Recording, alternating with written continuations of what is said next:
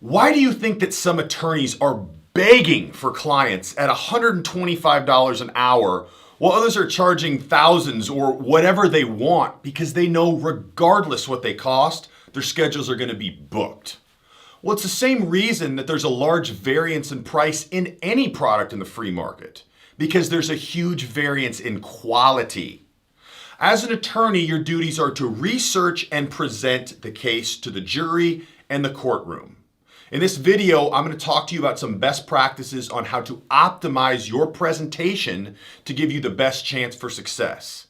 I'm Baron Cruz, and this is the Charisma Matrix.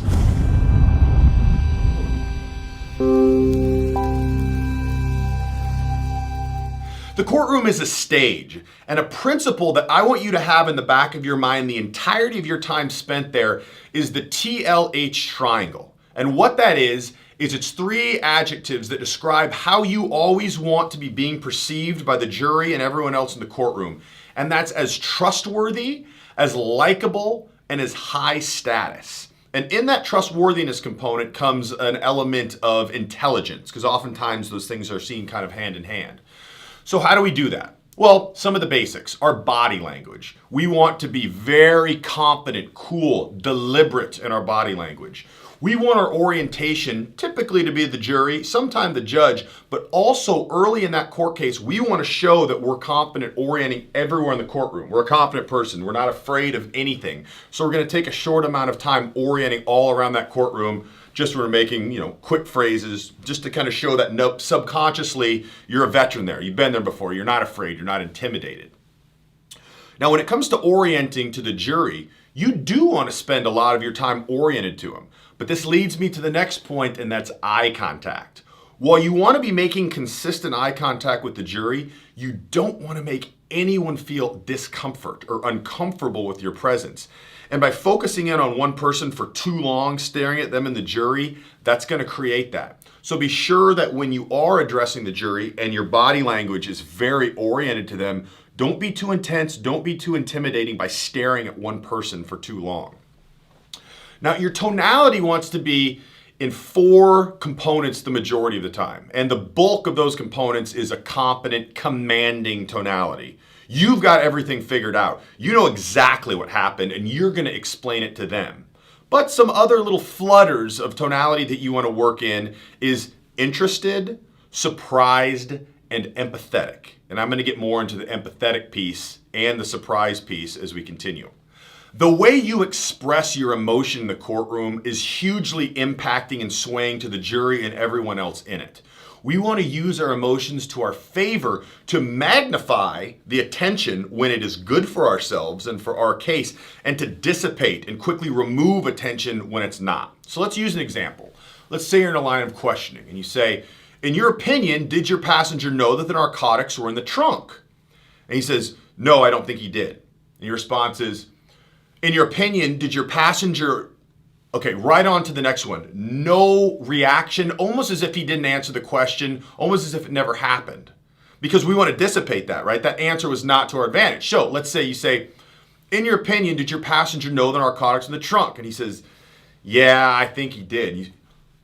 Really? So he knowingly got into your car knowing the narcotics were in the trunk? Okay, so what you're doing by expressing all of this emotion when you get a response that you want, assuming you're the prosecution, you are doing two things. Number one, people just tune in when emotion levels are high. It's just natural for us to zone in. We're creatures of deletion. So we see something out of place, a high emotion, we zone in. We want the jury, we want the judge, we want everyone to hone in on that. But number two, we're taking advantage of mirror neurons. So what mirror neurons do in the jury and everyone else as human beings is they help us relate to other people by creating the same emotion in us as what we see other people experiencing. So when I hear that his passenger knew the narcotics were in his trunk when he got in, I'm showing huge surprise. I can't believe, why would he get in? The passenger knew? By doing that, you're going to create the same emotions in the jury as you're experiencing by doing that. It's a very powerful piece. Think of all the different ways that you can use that in the courtroom by transferring your state, by transferring your emotional feelings to the jury. This is what you want, because we all know that people make the bulk of their decisions swayed on emotions. Okay, a little tip here, and this is actually very powerful in not only courtroom but other situations, but specifically the courtroom. It's that the case begins the minute you walk into that courtroom. And you may say to me, well, it's just the bailiff and the court reporter, the judge and jury aren't even in there. That doesn't matter. Because the minute people start forming impressions of you in their head, say it is just the bailiff and the court reporter, they see you walk in, you look like a clown versus someone who looks really sharp. Let's use the latter. You look really sharp, you've got your things together, you're creating a very strong impression in their head. The minute they see that, the impression is being formed by these adjectives they begin assigning to you. So they think, oh, this guy probably knows his stuff. He's very confident. He's walking in. You can tell all his nonverbals are in place. They're not thinking that, but subconsciously they are. So now the judge and the jury comes in, and you already have two people who are nonverbally expressing that you've got your stuff together, that they respect you. Whenever you talk, they're looking right at you. And that rubs off on other people. Maybe not hugely, but enough for them to begin forming their impression based on what they see other people doing in your presence. So don't think that the first time you open your mouth or address the jury is the first time the case starts. No. It's the first time that anyone in the courtroom sees you. So be sure you're on your game the minute you walk in, because that impression is beginning to be created by people there, and it's going to rub off on other people in the courtroom. Now, obviously, the minute the jury comes in is the minute that it really starts to snowball, because they're seeing your nonverbals and they're seeing you communicate and they're seeing everything, and they're immediately forming their impression of you. Once you begin speaking, they're going to have 60% of what they think of you figured out, and it's going to be very hard to shake that once you begin speaking. It's much more easy to confirm the confirmation bias. So they're going to say, okay, this guy walked in, he looked like a clown, he was joking around, and now he's speaking intelligibly, but maybe, I don't know, maybe he just, this is just a front he puts on. He's not a trustworthy guy. As opposed to, before you start speaking, he was sharp, he was focused, he was competent. His tonality was strong. Now he starts speaking and he sounds intelligible. And he says, well, that makes sense. He looked that way. Now it just reaffirms that. So be sure that you're aware that the minute anyone lays eyes on you, especially the jury, you're being judged and that case is already starting to be fought. Now, another tip, if you're ever corrected by the judge, you want to never give off any indication of emotion. Never sad, never mad, never angry, never combative. Always indifferent. As if it didn't happen. As if you expected that to be what the judge said. Because anytime there's any confrontation between you and the judge, it shows low status. And that's going to hurt you in that triangle. That's one of the components that we want you always to have in the courtroom and the jury's perspective is high status.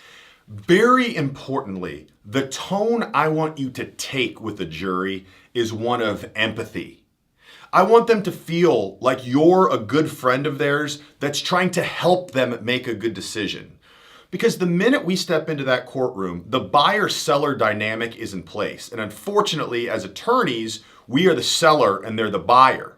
Therefore, they're going to filter everything we say through a lens of, he wants something from me. He's trying to persuade me. He's trying to trick me. He's not on my team. We want to crush all that. So we want to show signs of honest empathy to get them thinking both consciously and subconsciously, well, this guy's just trying to help me make a good decision. He's on my team. He's a friend of mine. No combativeness, much trustworthiness, much likability. So how do we do that? Well, most of that's going to be done through nonverbals. So when you speak, and it's very hard to explain empathy in nonverbals, but you're going to use very soft, friendly body language, tonality, and eye contact, much like you would if you were talking. Say your mom was on the jury, and your best interest is for her to make a great decision. Speak to her that way. An example of language that you could use to kind of give an example of the tonality you want to use is, I know this is going to be tough to watch, but you really need to watch it. Okay, you're a friend, you're helping them, you're warning them it's going to be tough. You're kind of in the, I know, but you're trying to help. You need to take them there. So you want to be very friendly, likable, and approachable. And when you're an attorney, you're naturally coming in not as likable and not as trustworthy, because in the buyer-seller dynamic, it tells us they're not trustworthy because they want something from us that we don't necessarily want from them. And if we find out we don't want it from them, then it's going to be completely combative. That's not the case. You want to come across as someone that is only looking to help. I'm passionate about this, that's only looking to help them make the right decision. If you've been in the courtroom for 40 plus years, you've probably figured a lot of these things out and established some of your own best practices. But if you haven't, and if you're looking to still improve, I would suggest you implement some of these. And what it's going to do is it's going to greatly shorten the learning curve. Because instead of blind trial and error by you just spending time in the courtroom and seeing different reactions, you're going to put these best practices into place and see the immediate positive reaction to completely wipe out the curve and be working from the top.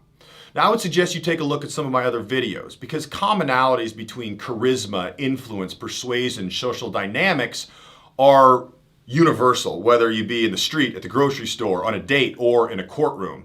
So there's a lot of commonalities that I would suggest you look for. And also, when someone's considering coming to you and you're considering taking someone's case, a lot of these mannerisms, trustworthiness, likability, high status, intelligence are attributes that they want to see before they even decide if you're going to take their case. Don't be one of those attorneys that's scraping to get by for 40 years. Be the guy that can charge what he wants, whose book is full, and start to have some impact in the courtroom.